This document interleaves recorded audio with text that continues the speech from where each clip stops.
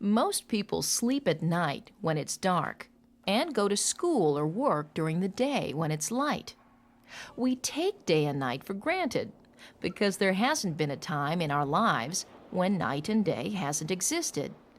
But what exactly causes day and night?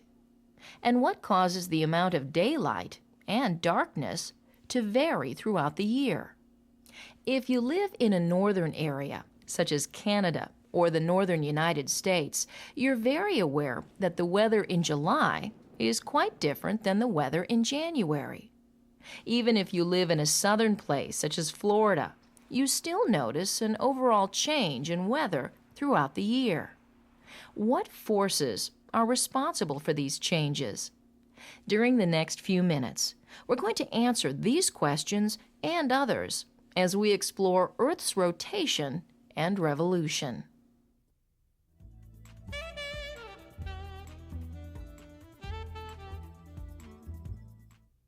When watching a sunrise, is the sun moving or is the Earth moving relative to the sun? This is not an easy question to answer. In fact, for thousands of years, people thought the sun and other planets in our solar system moved around the Earth. It wasn't until the 1500s that a Polish astronomer named Nicholas Copernicus developed the idea that Earth and the other planets in our solar system actually revolved around the sun. Revolve means to travel in an orbit around the sun. An orbit is the path a planet takes around the sun.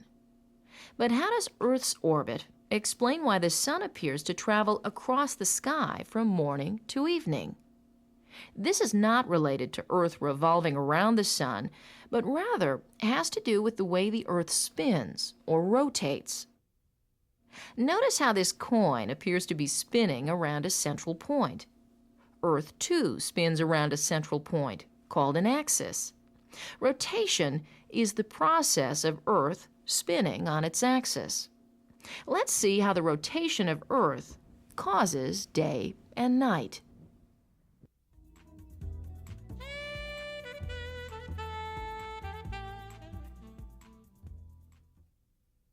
Stand still for a moment.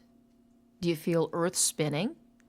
Of course you don't, but depending on your location on Earth, you could be rotating as fast as 1,600 kilometers per hour. That's faster than a jet plane. We can't feel ourselves spinning because the planet on which we stand is so massive. But we can see the result of Earth spinning when the sun rises and sets. Earth rotates around an imaginary line called an axis, which goes through Earth from the North Pole to the South Pole. Earth makes a complete rotation on its axis every 23 hours and 56 minutes, which we commonly round up to 24 hours. You decide. What do we call one 24-hour rotation?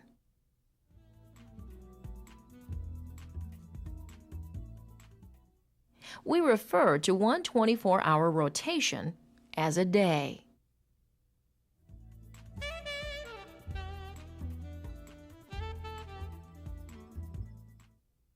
We just described how Earth is always rotating on its axis.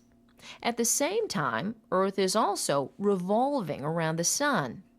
In fact, Earth is moving through space around the sun at the remarkable speed of 109,000 kilometers per hour. Even at this high speed, it still takes Earth a year, or more precisely 365.25 days, to make a complete revolution around the sun. Notice that 365 is not an even number. There's 25 1/100ths of a day extra for every revolution of Earth. Over 4 years, this adds up to 1 extra day. Therefore, every 4 years, we add on the extra day to the end of February, as February 29th. When this extra day is added, we call it a leap year. So every 4th year has 366 days and not the usual 365.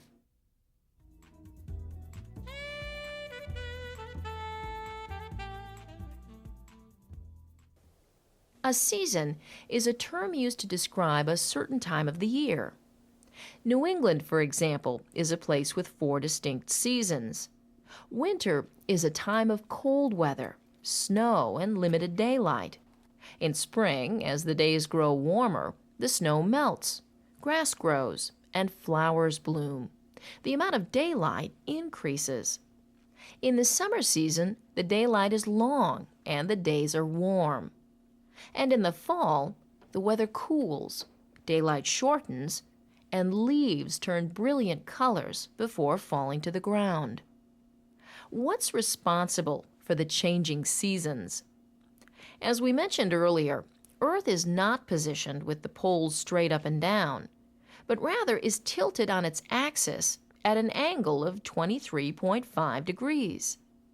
As Earth revolves around the Sun, its axis always points at the same angle, but the direction it points relative to the Sun changes. Throughout the course of the year, different parts of Earth are angled more toward the Sun than at other times of the year. Therefore, different parts of Earth receive varying amounts of light and heat throughout the year. North America receives less daylight due to the fact that the axis is pointed away from the Sun. The winter season begins. As Earth revolves, the axis begins to point more toward the Sun, as seen here in March, and the spring season begins. As Earth continues to revolve, the axis points more toward the Sun.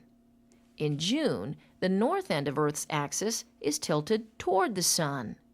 North America receives a lot of daylight and experiences the summer season. As summer progresses, the days get shorter as the axis begins to point away from the Sun. This is the position of Earth in late September. You decide. What season follows?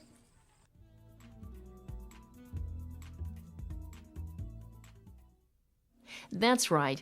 The fall season will take place over the next several months as the days shorten and grow cooler in North America.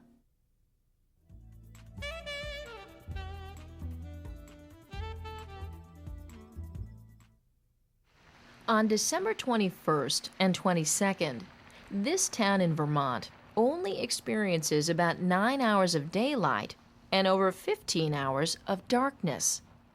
In the Northern Hemisphere, December 21st or 22nd is referred to as the winter solstice. The shortest day of the year in terms of daylight occurs on the winter solstice. On June 20th or 21st in the Northern Hemisphere is the summer solstice, the longest day of the year. Between the two solstices are 2 equinoxes. An equinox occurs when the sun is directly over the equator. During an equinox, the hours of daylight and darkness are equal everywhere on Earth.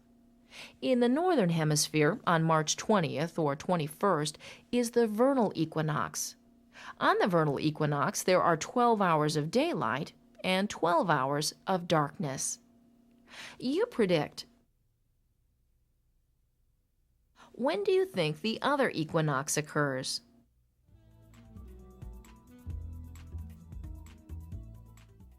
That's right. It occurs halfway between the summer solstice and the winter solstice. The autumnal equinox occurs on September 22nd or 23rd, which marks the beginning of the fall season.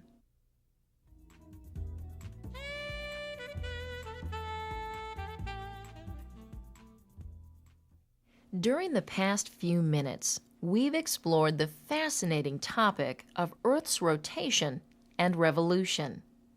We discussed how Earth revolves around the Sun in an orbit, and that a single complete revolution takes 365.25 days.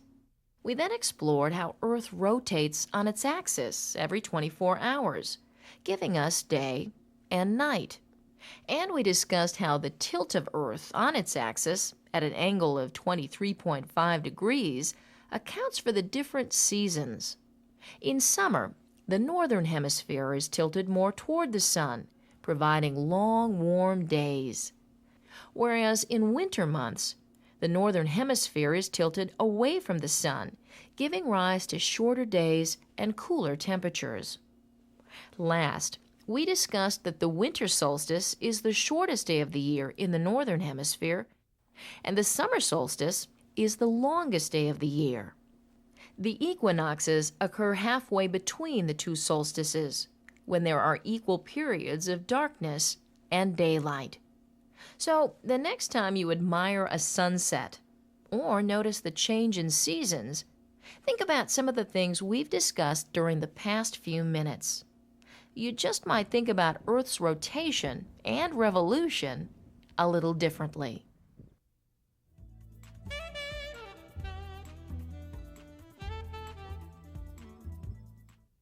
Fill in the correct word to complete the sentence. Good luck, and let's get started. Number 1. Earth around the sun.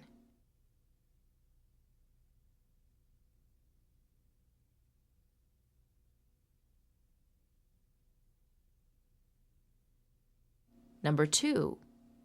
Day and night are the result of Earth's.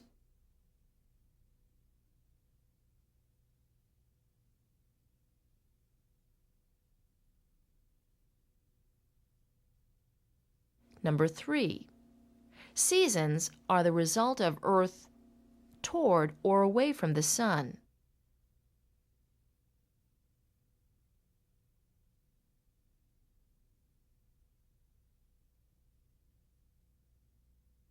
Number 4. In summer, North America is tilted the sun.